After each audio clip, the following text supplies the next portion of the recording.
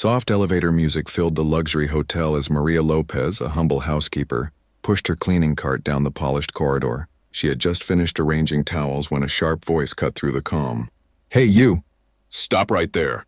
shouted Clara Weston, an elegantly dressed woman clutching her necklace chain. "My necklace? You took it, didn't you?" Maria froze, eyes wide in disbelief. "No, ma'am, I didn't steal anything. I've been working all morning." Clara's tone dripped with accusation as she stepped closer. "Save the act. I saw you near my door. You people always have an excuse." The words stung like a slap, and several guests turned to watch. Trying to stay composed, Maria opened her cleaning bag to prove her innocence. But Clara suddenly gasped and pulled a gold necklace from the side pocket. "Well, what do you call this?" she sneered. Gasps filled the hallway as Maria's voice cracked. "That's not mine. I swear I don't know how it got there." Clara folded her arms proudly. "Sure you don't. I'm calling security. I'm not letting a thief like you walk away." Maria's heart pounded as humiliation burned in her chest. "Please, someone must have planted it," she whispered. "Yeah, right," Clara scoffed. "You people are all the same." A man's voice interrupted them. Ethan Reed, the hotel supervisor. "Is there a problem here?" Clara spun toward him. "Yes! This maid was caught with my necklace in her bag. Fire her before she steals from someone else." Ethan turned to Maria gently. "Is that true?" She shook her head desperately, tears glistening. "No, sir. I didn't take anything." Clara smirked. "She's probably done this before. Check her record." Ethan frowned. "Let's not assume. We'll review the cameras." Clara demanded compensation.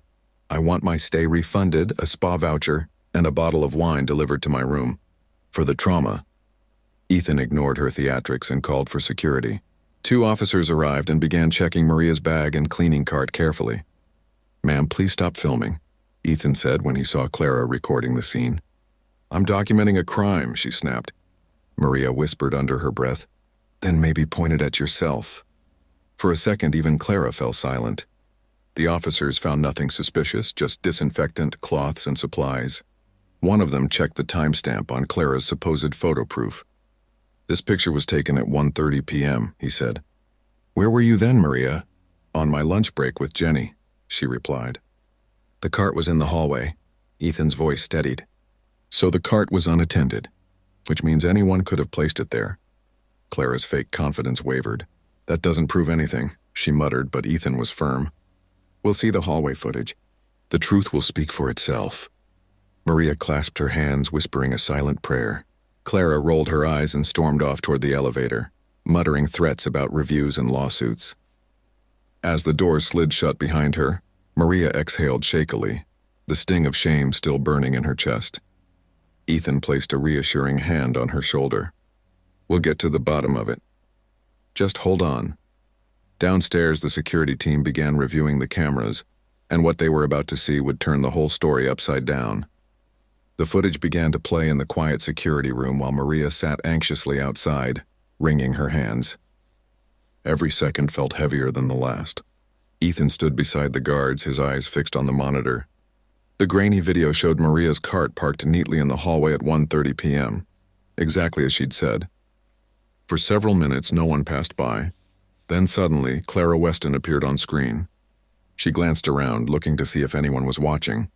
Then in one smooth motion, she slipped something shiny onto the cart and disappeared down the hallway. Ethan's jaw tightened. The guard rewound the footage to be sure there was no mistake. Clara had planted the necklace herself. "Get her," Ethan said firmly. "Now."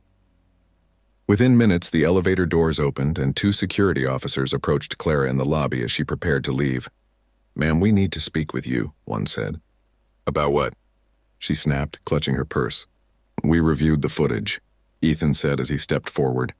"It shows you placing your necklace on Maria's cart." Clara's face drained of color. "That's ridiculous." I was checking if she'd already stolen it." Ethan's tone hardened. "Then why did you hide it in her bag?" Clara's lips trembled. "I didn't. You're twisting this." Maria stood a few feet away, silent but trembling, her eyes wide with disbelief. "You framed me?" she whispered. Clara ignored her. "You people have no idea who I am. I'm an influencer. I expose hotel thefts. I was testing your staff." "Testing?" Ethan repeated, his voice low. You humiliated an innocent woman and could have destroyed her life for clicks? Clara lifted her chin defiantly.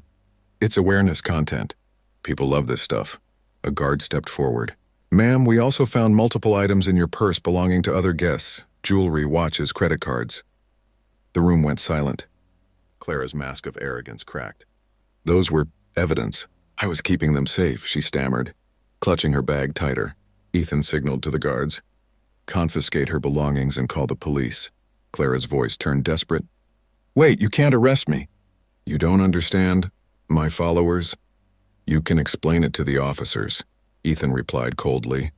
Maria covered her mouth, tears spilling over. The guards took Clara aside as she screamed, This isn't over! You'll regret this. Her voice faded as she was escorted away.